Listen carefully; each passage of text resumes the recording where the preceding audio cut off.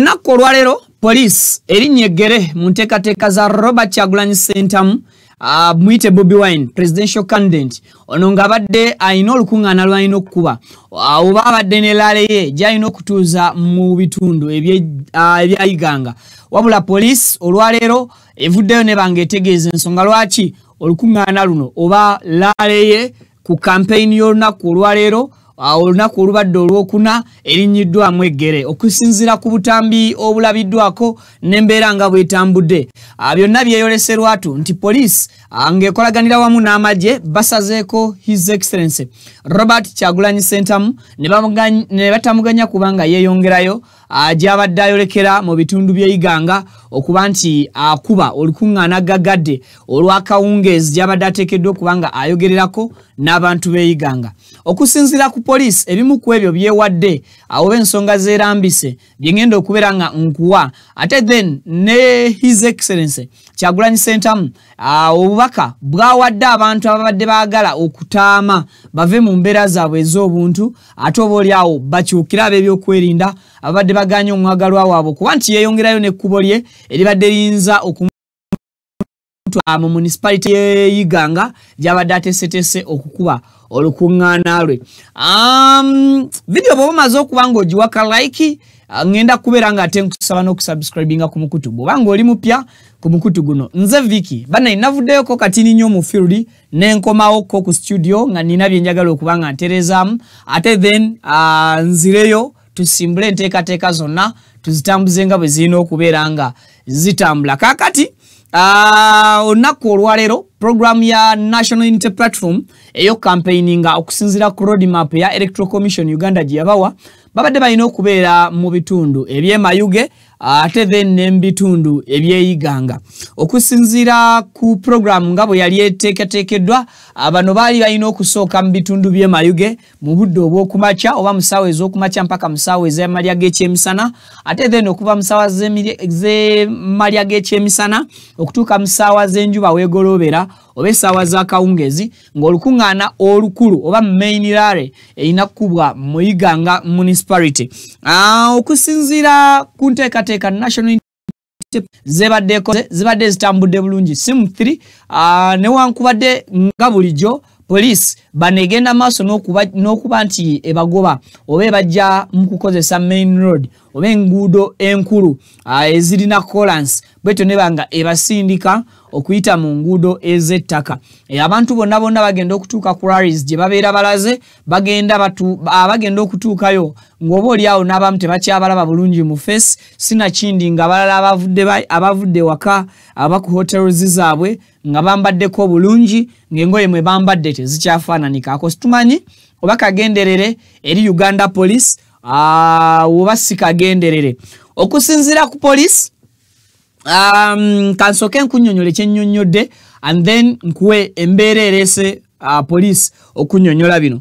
Bawandiise ebbaluwa eno ng'ennaku z'omwezi 3 omwezi guno gwe tulimu ogwa October omwaka gwa 2025 era ne batugamba nti eno press release ebadde ya bwangu okusobola okuba nti bamanyisa eggwanga ku ekyo ekituuseewo olunaku olwaleero. Statement on allegations of National Unity Platform's campaign rally in Iganga. Okusinziira ku police ewadde statement eno oba ewa okwogera kwayo ku campaign ya National Unity Platform etasobodde kubanga ebeerawo ebadde erina okubeera mu Iganga. The National Unity Platform claims that presidential candidate Mr. Kyagulanyi Ssentamu has been denied the opportunity to campaign in Iganga municipality today 3rd October 2025. Okusinziira ku police egamba nti mwami Kyagulanyi owa National Unity Platform olwaleero agaaniddwa okuweebwa omukisa ogw'okubeera nti campaigning oba akuyegera mu Iganga municipality olwaleero ng'ennaku z'omwezi 3 omwezi guno ogw'1225. We wish to clarify that today on 3rd October 2025 they were scheduled to hold rallies in both Mayuge and Iganga districts. The rally in Mayuge was successfully held. Okusinziira ku police egamba nti bano bagadde oklarifying oba yonga police eyagadde okutangaaza ku olwaleero nga 3 okusinziira kungeri enteekateeka za rallies gye zaabadde zirina okutambulamu e Mayuge ne Muyiganga district era nga rallies zino emu eye Mayuge yesobodde okubeera nga eri successful oba yesobodde okubeerayo netuukirizibwa. On their way to Iganga, candidate Sentam and his group were advised to follow the agreed upon route to Iganga municipality and specifically to Namugale grounds. However, they opted to take an alternative route where they encountered our cutoffs.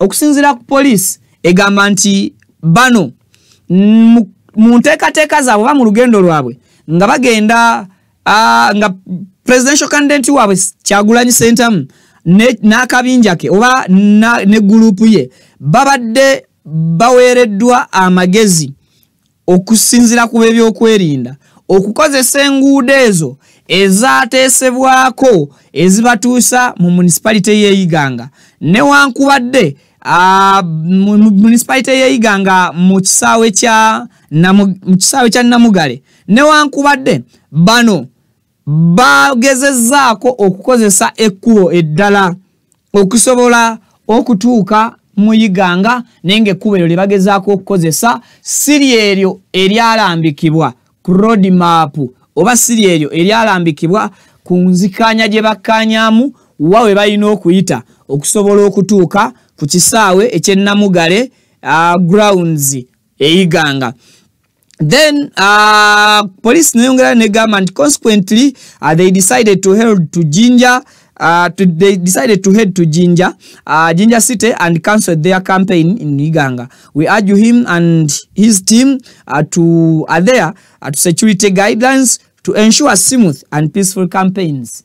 Okusinzira ku police egamba nti bano egezezzaako nnyo okulaba nga bakomplyinga obanga batuukiriza ebyakkaanyizibwako ku wawe balina okuyita wabula bano aba National Unity Platform nga bakulembeddwa Kyagulanyi Ssentamu Robert mbu ne bagaana era bwe batyo ne batasobola kuba nti baweebwa olukusa okugenda mu Iganga district wabula bano basobodde okubeera nga bavuga nga bagenda mu Jinja City oba mu kibuga eky'Ejjinja era campaign yaabwe ey'Iganga ne bagisazaamu bakaayanye nabo ne tiimu yaabwe nga babasaba bagondere guidelines oba ebiragiro nebyateekebwawo olw'okulaba nga ebintu bino bitambula mirembe era campaign zaabwe zisobola okuba nga za ddembe wabula aba National Unity Platform ne bagaana era police bwetyo bwemaliriza statement yaayo. According to police egamba nti National Unity Platform evudde ku routes zaayo ezina okuyitibwamu okutuuka ku venue gye babadde balina okugenda mu kisaawe Iganga okukubayo olukuŋŋaana. According to National Unity Platform, Mr. Robert Kyagulanyi Ssentamu, His Excellency and his team bagamba nti okusinziira olunaku lulamba lwe bamaze nga babeetoolooza mu routes ez'enjawulo babadde bateekeddwa okukozesa ekkubo eryo basobole okutuuka mu district y'Iganga basobole okwogerako n'abantu baabwe. Nze kennyini olunaku lwe tugenda eruuka nabagambako nti ekkubo eriri main poliisi yaliggala nga lyeryangu osobola okuvugawo like 20 to 30 minutes noba ng'ovudde ekaliro otuuse eruuka. Naye olw'okubeera nti poliisi eggala amakubo agali main oba eggala amakubo agali official agalina okutuusa mu bitundu bino Mwami Kyagulanyi gy'abeera ateekeddwa okuba campaign ze bagatema ne babayisa mu makubo ag'omu byalo ddala ne babayisa mu makubo ag'omunda ze baliyise alternative routes ezokozesa obukozesa nga bonagamba nti ku Masaka Road jam nga nkutte njagala kubanga nfulumira mu kitemu naye mbadde ndi wano nateete mpite ludda wanga sigenze kwetolola Busega automatically oyina kuvuga alternative route ebeera eri ku luguudo olwo ya Nakawuka Road n'ogenda mpaka Kasenge n'ogenda mpaka Buddo n'olyoka ofulumamu ekitemu. That is the alternative route eri ku Masaka Road. kati okusinzira ku police bwe tubadde nga tukavaringa Mwami Kyagulanyi ebadde nga etujja ku main road we tubeerera very fast reaching ground ne tuteeka ku alternative routes ezitutwalira essaawa kumpi 4 nambirira ku ssaawa 3 nga tukyali mu makubo tuvuga tugenda okutuuka nga tugubaagubanye tugenda okutuuka nga tetukyafaana tuuka mu bantu okuyimirira ng'abantu tebakyasobola ku identifyinga bulungi nti ono yono kyovola ba mu speech za Robert Kyagulanyi Ssentamu His Excellency asooka kubagamba nti wano muwulirize nnyo eddoboozi lyange okusinga okulaba ekifaananyi kyange olw'ensonga ekifaananyi kye kigenda okutuuka nga kikwatiddwamu ka make-up ng'ekifaananyi kikyukidde ddala ekibeera kyasimbuddwa nakyo oba okusinzira butya bw'aba yasimbudde afaanana ku venue I mean ku hotel wabeera yasuze. Now police eina akatambi ke basoose okugikwata nsaba pavilion tereka akatambi ako engeri police gye kiise mmotoka abasajja ba National Unity Platform ne watuuka n'okuvaako omujasi wa UPDF na coaching emundu n'agisonga mu presidential candidate wano no wabaddewo okulya n'okkomba essuwaani era tebaba kubeera basirikale aba EC okuba nti bakooperatinga bulungi n'abawagizi ba National Unity Platform omu ku basirikale abadde aleese embeera eno abantu babadde ready babadde beeteefuteefu okumuteekesaamu empisa ez'omu bantu sigambye nti talina mpisa naye babadde ready okumuteekesaamu empisa ez'omu bantu ojja kumpa katambi kali nga bavuga ku kkubo bamulemesa before nga tebannatuuka naawo omusirikale avuze carelessly ng'ayisa buli kika kya mmotoka ekibadde awo nga kyafa ku blockinga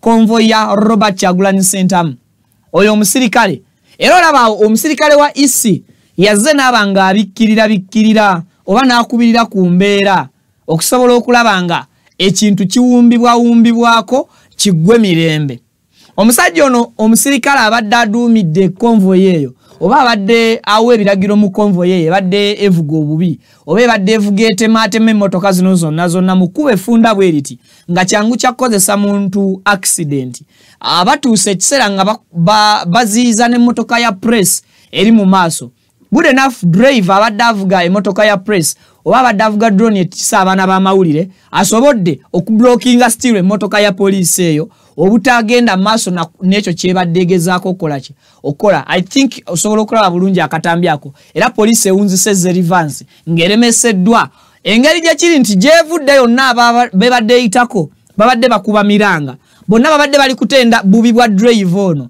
and then mu motoka eno mufulumyemu officer alina amayinja ku ye abiri malambirira ali mukwajuwinga ne officer munne owa Electoral Commission amugamba baleke bagende officer tawuliriza officer alaga munyiivu n'engeri gy'akwasaganyamu duty tewaliiwo language communicatinga oba ejjawo bulungi image ya police n'omuntu wa bulijjo wano olabira ddala omupoliisi omukaawu asibye n'emitaafu era amaliridde alaga nti mweteefuteefu okukola ekyo ye kyalina either order oba ekyo ekimulimbwongo he is ready to implement that tafaayo bameka bakoseza tafaayo nkola ki policies kye ziri kuyitwamu ye ne omuntu wa bulijjo not until His Excellency Kyagulanyi Ssentamu bwavuddeyo mu motoka ye alaba ogubadde kiki ekitanudde ofiisi ono okutuuka ku mbeera y'okuba nti atabukira abantu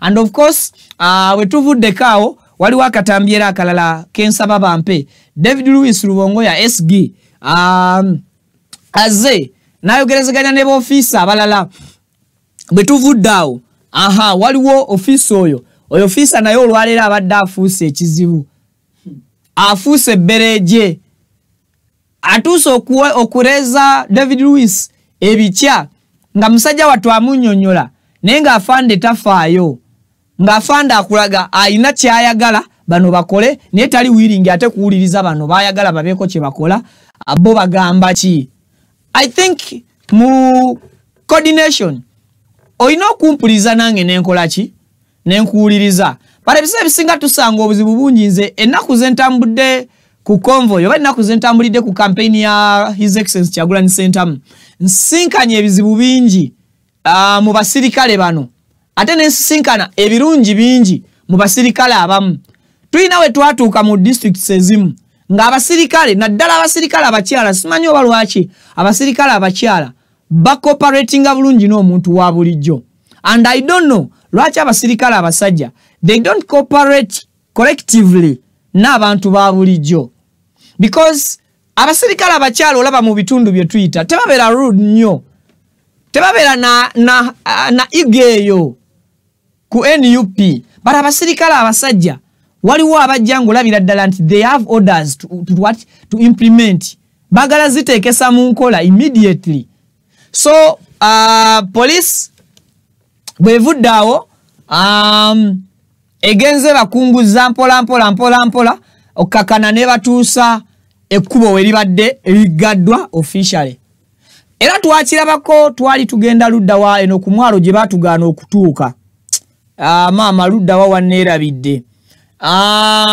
polisi yatublockinga mu makubo emirundi 3 ogwokuna wewe yatugaana okutuuka ku mwalo bemba mujjukira bulungi balwali lunaku lwakubiri olwa campaign on Tuesday waliwo le batublockinga I don't remember where naye twali is it Kaliro Buyende yes it was Buyende twali tugenda Buyende police still net blockinga nenga every route erina okututuusa ku venue police blockinga every route je tulina okukozesa okugenda ku venue nga police blockinga with no reason police ebadde misbehave ebadde behaving ze bulungi whereby police tenafulumya masasi police tenafulumya tear gas we are so grateful that this police is very disciplined kuleveyo but still tuulira bubi okulaba nga wakyaliwo obumulumulu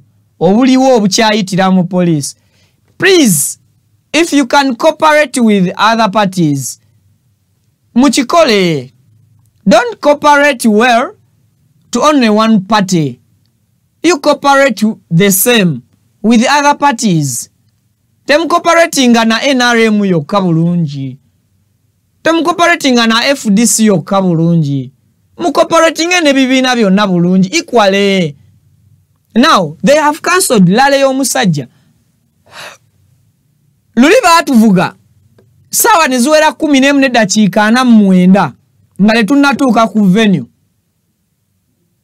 sawa 14 dakiika 4 kumpi nga tetunatuuka ku venue nenga lali zili suppose zikoma ku sawa 10 meka sawa 12 kati atuuke ddi ku venue ayingire ddi ayite mu crowd yeno ebere ya mulinze dda ku venue atuuke ddi ku stage ayogereko ddi n'abantu kyobola babangi kumwe muli kubeera nga mubuuza lwaki Bobi Wine tali kubeera nga buli watuuka katuuti ajjukiza abantu manifesto ye manifesto yajanjula omulundi gumu akadde ke bamuwa okusinzira ku routes ezimutwala ku venues zaba ya booking akadde katono nnyo tekamusobozesa kuyita mu manifesto tekamuyisobozesa kubuulira abantu bizibu tekamusobozesa kubawa solution ku bizibu tekamusobozesa kubawa busobozi kubalaga busobozi bwe kwebye ebizibu. That is the big challenge Kyagulanyi gya facinga yensonga lwaki yasalawo nti manifesto amaze okugitongoza ekyo kakiteeke ebbali ebizibu bya Uganda ebitulume ekasese ebitulume eggulu ebitulume Masaka ebitulume Iganga ebituluma wa kumpi bifaanagana kati kababuulire bubuulizi solution akakadde akatono ke banasobola okukola ki okumuwanga always atuuka asimbula bukyali okugenda okutandika lalize naye atuuka leti not because blockingibwa abagizibe but because a blockingibwa police mu main routes name divertinga okozesa alternative routes ekyo kyekikyamu ekikyaliwo at first twakirabanga advantage I mean disadvantage later ne tukirabanga advantage ey'okufuna omukisa okugaziya obuwagizi bwe mu misoso gy'abo abatali ku main roads naye ate ne tukiraba sometimes nga still kiri mu disadvantages how atuuka leti mwaba babeera bakuŋŋaanye tabafisiriza budde bumala kwogera nabo.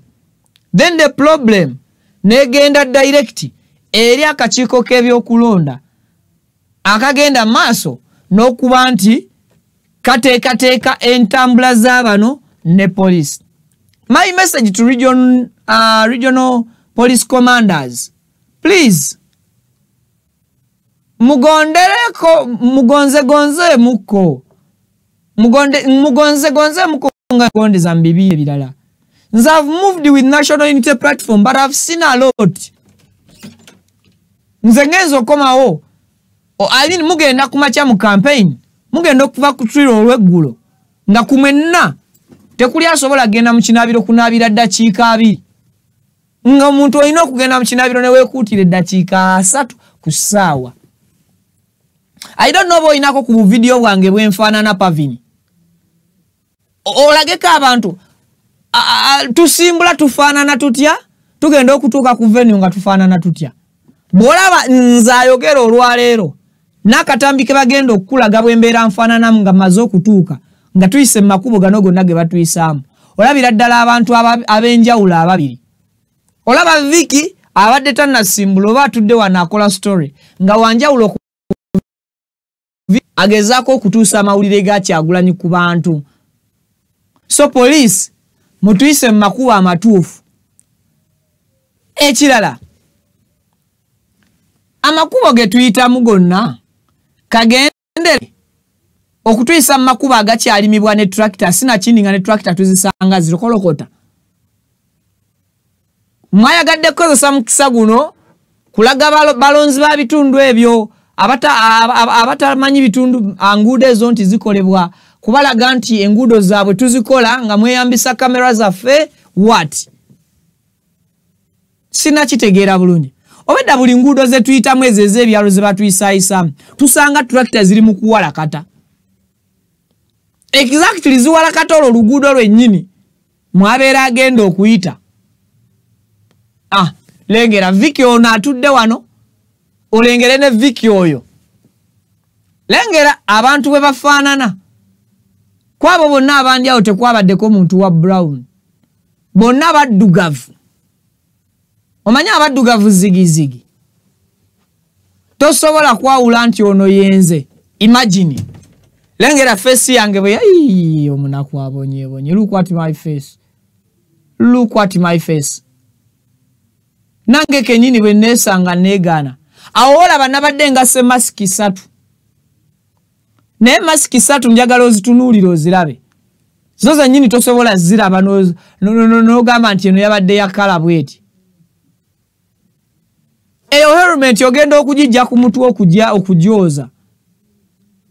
Nga just toyoza nfuufu kugwamu. Oyoza nfuufu kuvaavaako. Nga kikwetaagisa kuginnyika. So, police always mukozesa amakubo amalungi mugaweeko n'abalala. Aga makubo sisuubira nti musobola ogayisaamu His Excellency Yoweri Kaguta Museveni. Ekyo obwedda kye twebuuza nti negana amakubo Mwami Museveni bw'alituuka okukuba rallies mu bitundu bino nammwe ge mugenda okumuyisaamu mugenda kuggala main roads oba I think police mwetaaga mukyuseemu ensonga naye ekole ki ensonga naye eyite. Bobi Wine njagadde nnyo engeri gya handlinzemu situation olunaku olwaleero because abawagizi babadde ready okola kyonna ekisoboka bayiseewo omuntu waabwe tobanyumiza police nabe byakwerinda. But luck enough abaliidinga muvubuka muto nga bo asobola okwogera ne bawulira asobola okomandinga ne bobeyinga era bagambiddewo nti ffe tuli bantu ba mirembe tetugenda kuteekawo mbeera newankubadde tuli bavubuka tulina amaanyi we can pass there awe bablockinze but okulaga discipline gye tulina tukireke.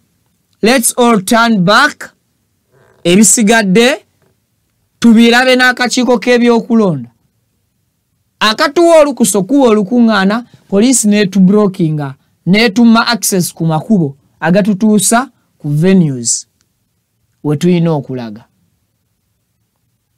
ekkubo liryo bali blockings naye asobodde okwogerako nabo era n'abakkakkanya n'abagumya n'abakumaakuma basobole okubeera nga bagenda maaso n'okkuuma emirembe babadde batanga basobola okuteekawo embeera ate amasasi ne tiyagaasi ne bitandika okuba nga biri abantu sinakindi ne tufiirwa obulamu bw'abantu. So thank you so much Robert Kyagulanyi Ssentamu, His Excellence, at least for that gundi ekyo kyokoze. Yes, cause si kyabuntu abantu baba banyiize andi okusanga omuntu akakkanya abanyiize nakyo si kyangu. Afande nkutumiddeko naye obadde munyiivu. Akakkanya abanyiize nga naye munyiivu. Naye agamba banyiivu banne nti tukakkanya. Ntumidde ku afande oyo erinnya lye sirizuumize bulungi kulisoma naye afande abadde ajjeko ne mutaaga ye. Oli omulala ye kityo. Okay, yebale. Oli omulala ye. Afande mwebale emirimu gye mukola egy'okuweereza eggwanga. Yes, bwe mba ndaba abantu tataddeeko na ne mutaagi ye. Ne bana abambajje babadde bakwese ne mutaagizi zaabwe. So byebyo ndoza tusinkane mu updates eziddako mbere bulungi bannange mweraba.